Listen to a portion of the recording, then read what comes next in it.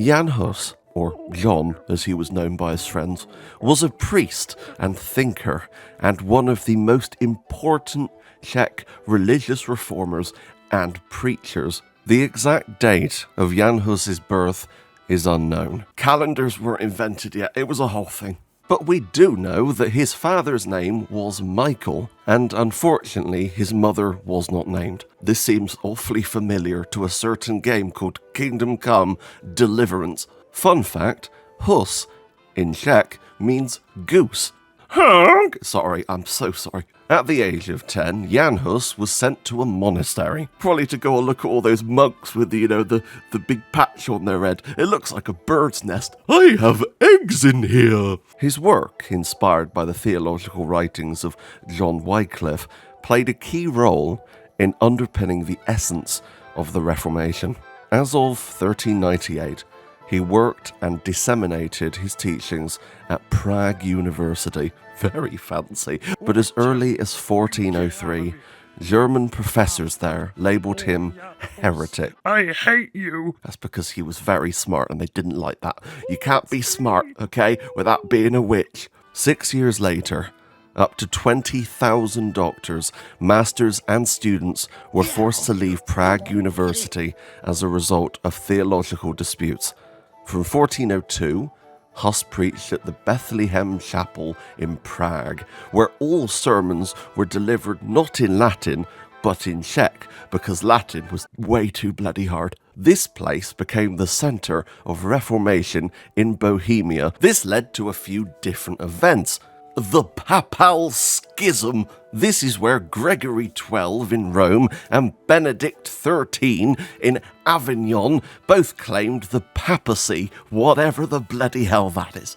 I could read on, but I'm bored. The Kutnohora Decree. Oh, hang on a minute, I've heard that name before. This was where Wenceslas summoned representatives of 4 nations comprising the university to the Czech city of Kutnohora to demand statements of allegiance. As you see, I've put 4 King Wenceslases because I don't know who the other 3 are.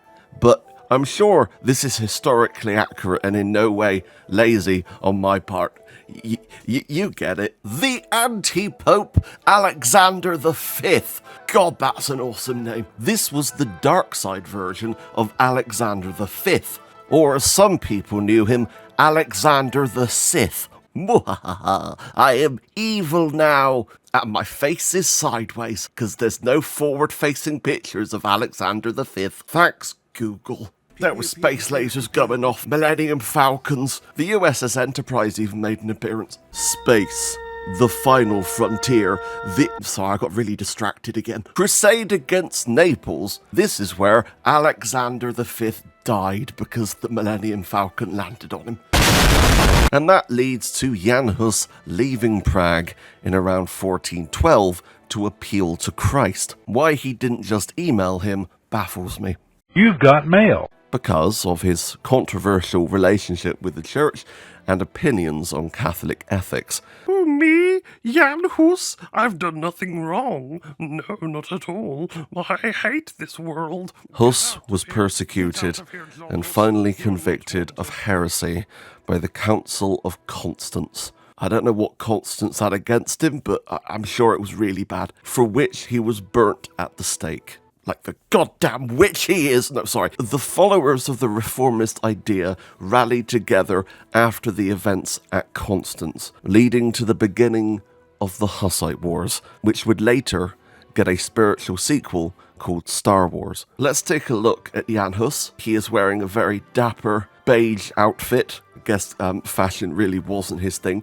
And he's wearing a bin on his head, because why not? Now, there appear to be 2 lions or devils or something having a little dance up there, so that's good. And on his side is a satchel, either that or it's his ball bag, and he's wearing some very fancy shoes. But the only problem with that is he is on fire because he is in hell, because he is a heretic. But if he went left or right, he could get right out of there.